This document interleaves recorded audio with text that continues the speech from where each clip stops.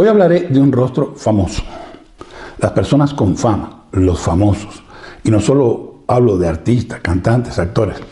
Son famosos también los políticos, empresarios, los líderes religiosos, también los criminales. En fin, que hay muchas formas de criar fama y acostarse a dormir. Y generalmente los rostros, la cara de esta clase de personajes son conocidos en mayor o menor medida. Pero hay un rostro que le gana a todos los demás seguro. Y me refiero a este rostro. Y ahora vamos a hablar de este ser humano. Soy Ernesto y esto es Pulso Disidente.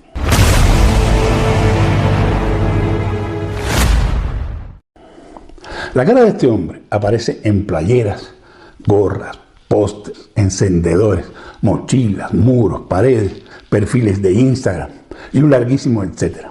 Jóvenes que jamás leerían una línea de Marx ni saben quién es Marx, usan su imagen como símbolo de rebeldía, sin tener la menor idea de quién fue realmente este hombre. Yo mismo le he preguntado a un par de jóvenes, en dos ocasiones distintas, que vestían con camisetas con este rostro impreso, si sabían quién es, y uno me respondió que era el Che Guevara. Le pregunté si sabía qué había hecho el Che Guevara, y me dijo que no recordaba muy bien. El otro joven, en otra ocasión, me respondió que el Che Guevara era el que había derrotado al imperialismo cuando la Revolución Cubana. Increíble. Y quizás eso sea lo más irónico de todo. El capitalismo contra el que luchó este sujeto, conocido como Che Guevara, fue el que convirtió al revolucionario comunista más famoso del planeta en una marca multimillonaria. Pero detrás del mito, detrás de la fotografía de Alberto Korda, detrás de esa mirada perdida en el horizonte y la narrativa romántica del guerrillero heroico, existió otra cosa. Un hombre obsesionado con la violencia, fascinado por la guerra, arrogante, profundamente dogmático y responsable directo de ejecuciones, persecuciones y desastres económicos también. Hoy vamos a hablar del Che Guevara sin filtros. No vamos a hablar del póster, no del ícono pop, no del personaje de Hollywood. Vamos a hablar del hombre real. Ernesto Guevara de la Serna nació en Argentina el 14 de junio de 1928. Estudió medicina y desde jovencito desarrolló una personalidad muy peculiar, intensa, radical, obsesiva. Sus famosos viajes por América Latina, por América del Sur, fortalecieron una idea que ya comenzaba a crecer dentro de su cabeza: la violencia revolucionaria como instrumento legítimo para transformar la sociedad. Y aquí hay algo importante: el Che no ocultaba eso. No era un pacifista confundido, no era un idealista ingenuo. El Che creía genuinamente en la violencia política.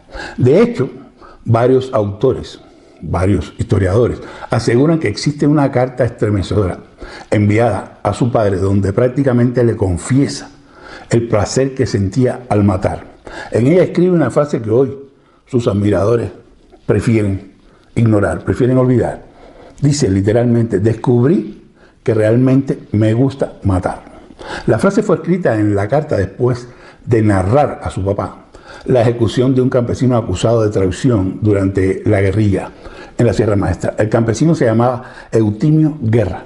Según la versión oficial, el tal Eutimio había traicionado a los guerrilleros, a los rebeldes, y colaborado con el ejército enemigo, con el ejército de Batista.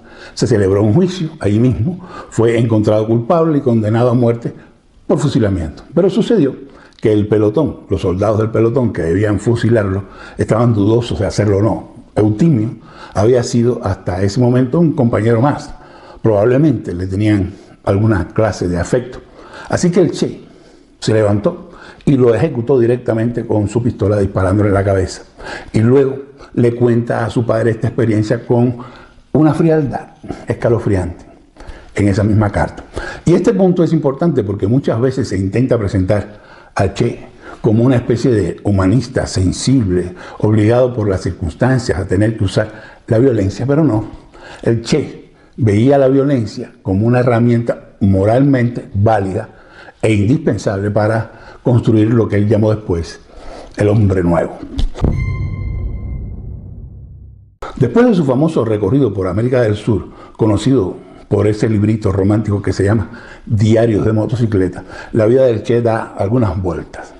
La historia del Che antes de conocer a Fidel no es la de un estratega brillante, ni la de un revolucionario con un plan perfectamente trazado, perfectamente definido.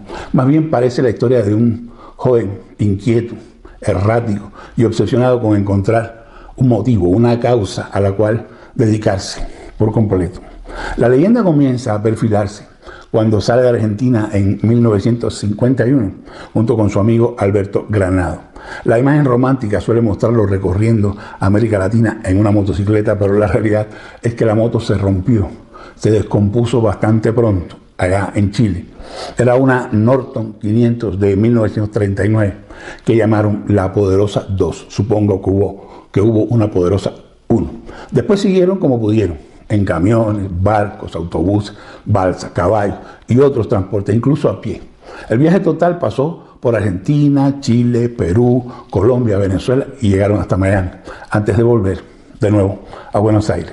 O sea, el título de Diarios de motocicleta vende muy bien, pero es medio tramposo. Fue de motocicleta solo en la primera parte, después fue más bien diarios de dos tipos varados, viendo quién se los lleva. Durante ese recorrido pudo ver directamente la pobreza en los distintos países por los que pasó y fue desarrollando una visión cada vez más crítica hacia el capitalismo y por supuesto de Estados Unidos. Regresó a Argentina, terminó la carrera de medicina y en lugar de ejercer la profesión de manera estable, volvió a lanzarse a recorrer el continente. Era incapaz de quedarse quieto en un sitio. Iba de un país a otro buscando algo que ni él mismo parecía tener muy claro. Ese algo comenzó a tomar forma en Guatemala. Allí conoció a la peruana Hilda Gadea, una militante marxista muy activa que tuvo una enorme influencia sobre él. De hecho, Hilda fue una figura muy importante en su vida antes de la Revolución Cubana. Era economista y tenía una formación política mucho más sólida que la del Che en aquel momento, cuando lo conoció ahí en Guatemala. Ella le abrió las puertas de círculos políticos de izquierda, le presentó literatura marxista y lo contactó con distintos grupos, con exiliados y activistas revolucionarios. Sin embargo, no sería correcto decir que ella inventó al marxista en el que se convirtió Guevara, porque él ya traía simpatías por esas ideas. Pero sí, definitivamente ayudó a profundizarlas y a darles forma.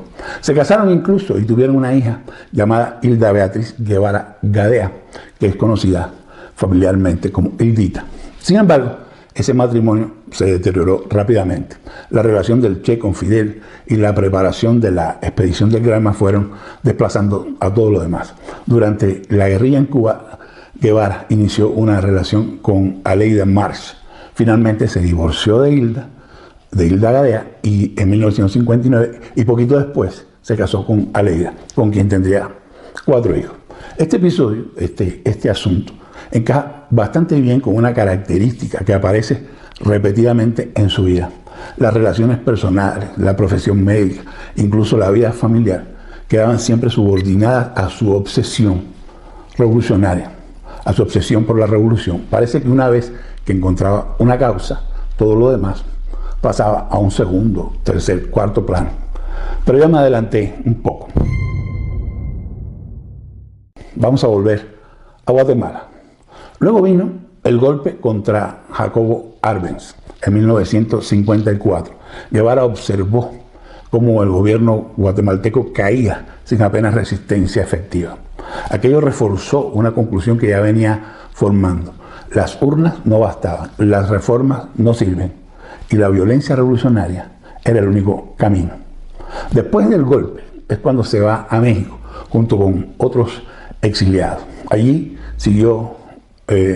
vivió de trabajos ocasionales, sin una profesión estable, sin patrimonio de ningún tipo, sin proyecto personal claro, más allá de sus crecientes convicciones revolucionarias.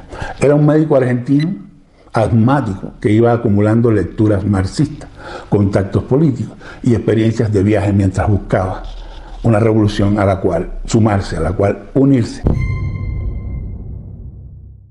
Fue entonces cuando conoció a varios exiliados cubanos que estaban ahí en México. A través de ellos llegó primero a Raúl Castro y, por supuesto, un poco después a Fidel Castro. Según algunos testimonios, Fidel le explicó durante horas su plan para regresar a Cuba y derrocar al gobierno de Batista. Guevara quedó cautivado casi de inmediato por Fidel. Y ahí es donde todas las piezas dispersas de su vida parecen encajar de un solo golpe. Los viajes, la radicalización política, la frustración de Guatemala y su fascinación por la lucha armada encontraron ahí finalmente un vehículo concreto: la futura revolución cubana. En un principio se incorporó, se unió al grupo como un médico, pero desde el comienzo mostró interés por las pistolas, por las armas y por la guerra misma. Cuando el yate Granma zarpó de Tuxpan, en México, en noviembre de 1956, rumbo a Cuba, Ernesto Guevara ya había dejado de ser simplemente un médico viajero argentino. Había encontrado la causa que llevaba años buscando y estaba dispuesto a hacer lo que fuera por ella. Cuando triunfa la Revolución Cubana, en 1959, Fidel Castro le entrega el control de la fortaleza de La Cabaña, que está ahí en la bahía de La Habana. Y es aquí donde comienza una de las etapas más negras, más oscuras de su vida. Allí en La Cabaña se realizaron juicios revolucionarios, con muchas comillas en la palabra juicios, y fusilamientos masivos contra militares, policías sospechosos de haber colaborado con Batista y opositores políticos. Los defensores del régimen dicen que eran criminales de guerra. Los opositores, por su parte, por supuesto, los opositores al régimen sostienen que muchos juicios fueron sumarios, sin garantías judiciales de ningún tipo, y motivados más por la venganza revolucionaria que por la justicia auténtica. Y así fue. Las cifras exactas, las cifras de muertos siguen siendo discutidas, pero diversos historiadores estiman que durante ese periodo cientos de personas fueron ejecutadas allí, y el Che jamás mostró remordimiento por ello. Al contrario, años después de esto, ante la mismísima ONU, prácticamente reivindicó los fusilamientos diciendo: fusilamientos, sí, hemos fusilado, fusilamos y seguiremos fusilando mientras sea necesario. Así de claro, así de preciso. Imagínate por un momento escuchar hoy a un político cualquiera decir eso abiertamente en televisión o en la mismísima ONU. Sería considerado un monstruo político. Pero cuando se trata de Che, mucha gente prefiere mirar para otro lado. Hay otra contradicción gigantesca del mito revolucionario, porque el hombre que supuestamente luchaba por liberar a los pobres terminó convirtiéndose en uno de los arquitectos de un sistema que destruyó económicamente a Cuba. Fidel, estúpidamente, lo coloca primero al frente del Banco Nacional de Cuba. Sí, exacto. Un médico, más guerrillero que médico, manejando el Banco Central de un país.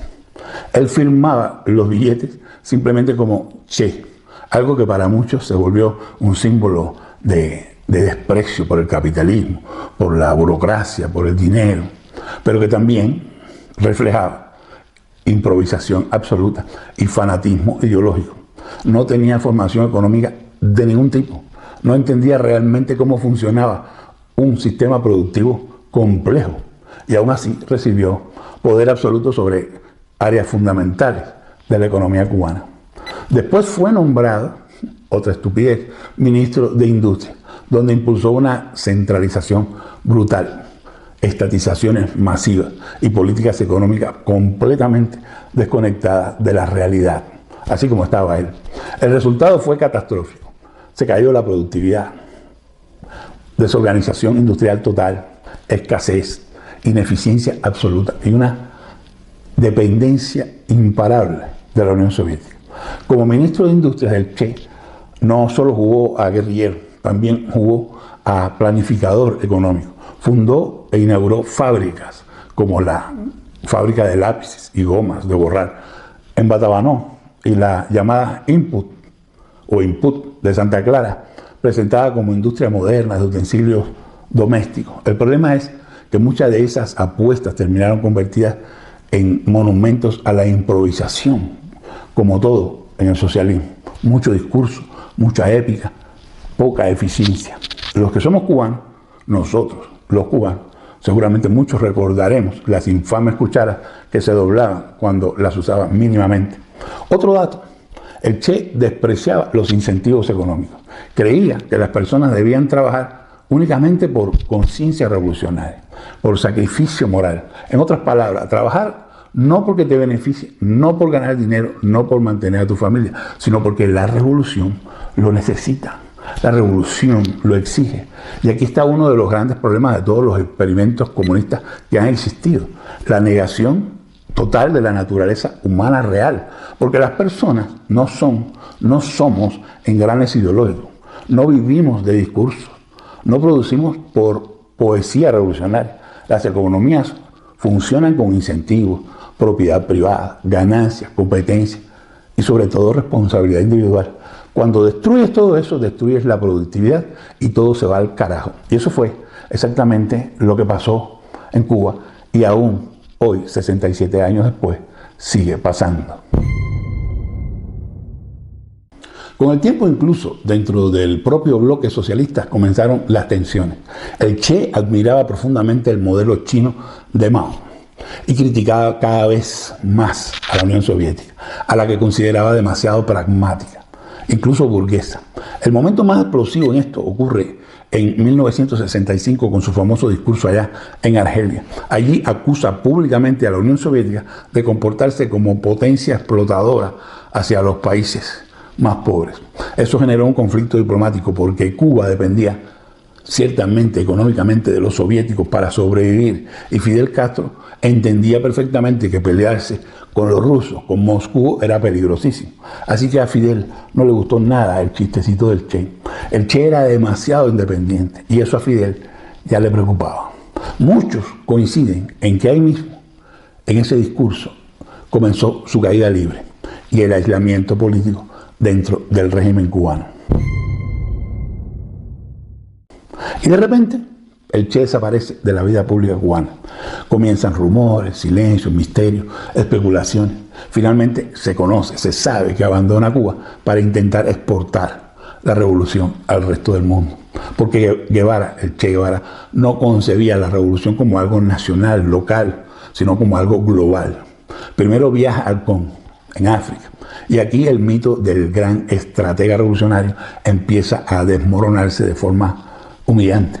El Che llega convencido de que puede repetir allí la experiencia cubana, pero encuentra un caos absoluto.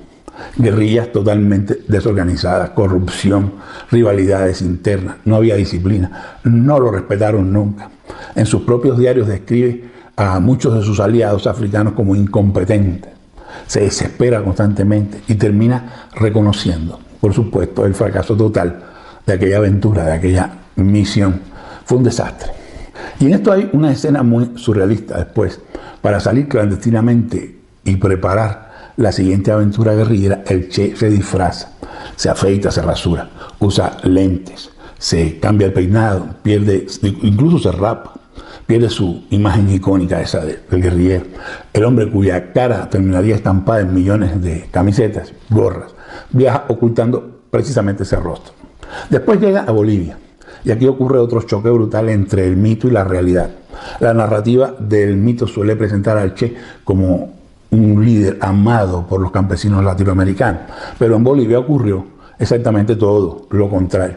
Los campesinos bolivianos no se unieron masivamente a su guerrilla, como él pensaba, él aseguraba que pasaría. Muchos ni siquiera entendían quién era ese argentino que pretendía iniciar una revolución allí en su país. ¿Por qué fracasó? Porque el Che Guevara cometió el error típico de todos los revolucionarios fanáticos: creer que las sociedades reales encajan automáticamente con sus fantasías ideológicas. Bolivia no era Cuba, no existían las mismas condiciones políticas ni sociales. Y además los campesinos desconfiaban profundamente de ese grupo armado de extranjeros que llegaba allí hablando de revolución marxista. Muchos campesinos terminaron colaborando con el ejército boliviano. Fíjate, él llegó prometiéndoles, por ejemplo, que haría una reforma agraria para repartirles las tierras sin saber que ya en Bolivia había una reforma agraria que le repartió las tierras a esos mismos campesinos. Así que los campesinos dijeron, ¿qué le pasa a este loco que viene a darnos las tierras que ya tenemos? Y eso muestra, esto es grave, eso muestra la falta de preparación adecuada. Ni siquiera contaba, ni se preocupó por contar con la información básica de ese lugar, de ese país en el que pretendía hacer una revolución. Y mientras todo esto ocurría, Fidel Castro lo abandonó a su suerte. Fidel ya quería, obviamente, deshacerse del Che porque era incontrolable y podría causar más problemas en el futuro. Durante años se ha debatido cuánto apoyo real recibió el Che desde Cuba. Y lo cierto es que la ayuda fue prácticamente nula, si es que hubo alguna, y el aislamiento fue total. El hombre que había sido uno de los comandantes más icónicos, más populares de la Revolución Cubana, terminó abandonado en una selva boliviana, enfermo, agotado, rodeado, derrotado y muy jodido. Finalmente es capturado el 8 de octubre de 1967 en la quebrada del Yuro, herido, sin salida, sin ejército, sin revolución continental. Se ha dicho mucho que al ser atrapado dijo algo así como soy el Che Guevara y valgo más vivo que muerto, pero esto según el testimonio de Félix Rodríguez, un cubano agente de la CIA que participó activamente en los trabajos de inteligencia para atraparlo, niega que esto haya ocurrido. El testimonio de Félix Rodríguez es importante porque probablemente fue el último tipo, el último hombre que habló con el Che por un buen rato, horas incluso según el propio Félix, antes de la ejecución que ocurrió en la escuela de La Higuera por la mano del sargento boliviano Mario Terán, bajo órdenes del alto mando boliviano. Félix Rodríguez cuenta que el Che no se mostró asustado ni cobarde, no suplicó, solo palideció en extremo cuando Félix le dijo que sería ejecutado. Y aquí termina el hombre real, pero comienza el mito. Inmediatamente después de su muerte, algo extraordinario ocurre. El Che deja de ser persona y se convierte en símbolo. La famosa fotografía tomada por Alberto Korda, que por cierto fue editada, la foto original es esta, y esta es la recortada, que está en todas partes.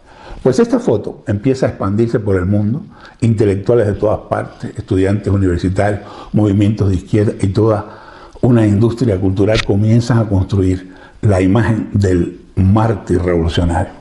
Poco a poco desaparecen de la memoria, desaparecen de la historia los fusilamientos, desaparecen sus discursos violentos, desaparecen sus fracasos económicos, desaparece el autoritarismo y queda solamente la estética. O sea, la boina, la barba, la melena y la mirada heroica de esa foto famosa. Un dato curioso, este fotógrafo Alberto Korda, que tomó la foto, prácticamente nunca ganó nada con la explotación de esa imagen que él creó. Y así el revolucionario se convierte en producto comercial. Millones de playeras, millones de gorras, millones de pósteres. Se ha generado muchísimo dinero con esa imagen y probablemente una gran parte de quienes usan esa imagen no saben absolutamente nada de Eutimio Guerra, de la cabaña, de los fusilamientos, del desastre económico cubano o del fracaso en África o el fracaso en Bolivia. Pero hay que decir que probablemente de todos los revolucionarios de esa fatídica revolución fue el único que no estaba interesado en el poder precisamente, ni en las mansiones, ni en los privilegios, porque pudo tener todo eso como el resto de los heroicos revolucionarios cubanos, empezando por el propio Fidel. Pero no estaba interesado en eso y eso lo habría exonerado un poco de la culpa. Pero esto que estoy diciendo no es una exaltación de su figura, no es un reconocimiento a este personaje, porque aunque no le interesaban esas cosas, sus acciones estaban guiadas por un odio desmedido. En los fusilamientos de la cabaña hubo ciertamente muchos inocentes fusilados. En la cabaña el Che no fue un simple espectador. Él dirigía el circo, dirigía la fortaleza, revisaba las apelaciones y avalaba condenas a muerte. Hay testimonios que lo describen presenciando fusilamientos. Le gustaba dar el tiro de gracia a los que quedaban vivos. Disfrutaba de toda esa liturgia revolucionaria, aunque algunas cuestiones concretas no sean fáciles de probar o de verificar, porque obviamente el régimen se encargó de no dejar rastro. No hay un dato de cuántos murieron ahí. Sin embargo, el propio Félix Rodríguez cuenta un par de testimonios realmente macabros. Cuenta Félix que conoció el testimonio directamente de una señora, una madre, que tenía un hijo de 15 años preso ahí en la cabaña en ese momento. Dice que la señora desesperada se presentó en la cabaña para ver al Che y suplicarle el perdón para su hijo, 15 años. La señora le contó que pudo ver al Che y que le rogó ampliamente. Le dijo: comandante, mi hijo no lo volverá a hacer. Llevo 2 semanas sin dormir por la preocupación. Déjelo salir, libérelo. Entonces el Che mandó a traer al muchacho y cuando lo tuvo enfrente le dio un golpe en la cabeza que lo tiró al suelo. Y ahí le dijo: por tu culpa, tu madre tiene 2 semanas sin dormir. Sacó la pistola y le dio un balazo en la cabeza enfrente de su madre. El mismo Félix Rodríguez cuenta otra historia casi idéntica. El testimonio de un padre que, al igual que la señora, fue a suplicar por su hijo allí a la cabaña. El Che lo recibió. Cuenta el señor que cuando entró a su despacho, al despacho del Che, el noble comandante estaba sentado con los pies, con las patas sobre el escritorio y le pregunta que qué quería. El hombre le rogó por el perdón para su hijo de 18 años, que solo había escrito un letrero en una pared. El Che le preguntó que para cuándo estaba planeado el fusilamiento. El señor le responde que para el próximo viernes. Entonces el Che manda a traer al muchacho y una vez allí le ordena a sus guardias: fusílenlo ahora para que el señor no tenga que esperar hasta el viernes. Hay que creer lo que dice Félix Rodríguez. Bueno, pues conociendo la historia, yo sí le creo. En la descripción del video les voy a dejar el link a otro video de YouTube para que vean la entrevista que le hacen al propio Félix Rodríguez, que ya es un anciano de más de 80 años, 84 si mal no recuerdo, pero con los recuerdos muy claros. Lo importante es entender algo. Los mitos políticos son peligrosos porque sustituyen a los reyes, a los hechos, sustituyen a la verdad. Y el Che Guevara es uno de los mayores ejemplos de eso. No fue un soñador romántico, no fue un médico idealista, no fue una víctima del imperialismo. Fue un hombre que defendió la violencia política, participó en ejecuciones, impulsó políticas económicas desastrosas y trató de exportar revoluciones armadas por todos los continentes. Los que han andado por aquí saben que en este canal el Estado es el enemigo. El Che Guevara fue un revolucionario que obviamente se dedicaba a hacer revoluciones. Y las revoluciones son actos eminentemente políticos. Y los políticos administran el Estado. Entonces, el Che Guevara es un producto de la política en su nivel más infame. Y por lo tanto, es un producto del Estado. El Che no estaba interesado en el poder, pero al menos no como los otros, pero contribuyó contundentemente a que otros, como Fidel Castro, lo tuvieran. Solo la política fabrica esta clase de héroes. Un aventurero obsesionado con la revolución permanente, la revolución mundial, con una causa adornada con la palabra justicia, que más allá de su ideología le permitió hacer lo que más le gustaba, matar. Porque ese héroe, el Che Guevara, no liberó a nadie. Ese idolatrado Che Guevara, en un mundo diferente, no habría sido más que un vulgar asesino. Un revolucionario es un político en su forma más obscena. Pero como ocurre tantas veces en la historia, la propaganda terminó siendo más poderosa que la realidad. Si te pareció mínimamente interesante, si te resultó mínimamente útil, considera suscribirte al canal porque habrá más. Mientras tanto, te dejo por acá este otro video en el que hablo un poco de la señora Claudia Sheinbaum. Y nos vemos pronto en otro Pulso Disidente. Hasta luego.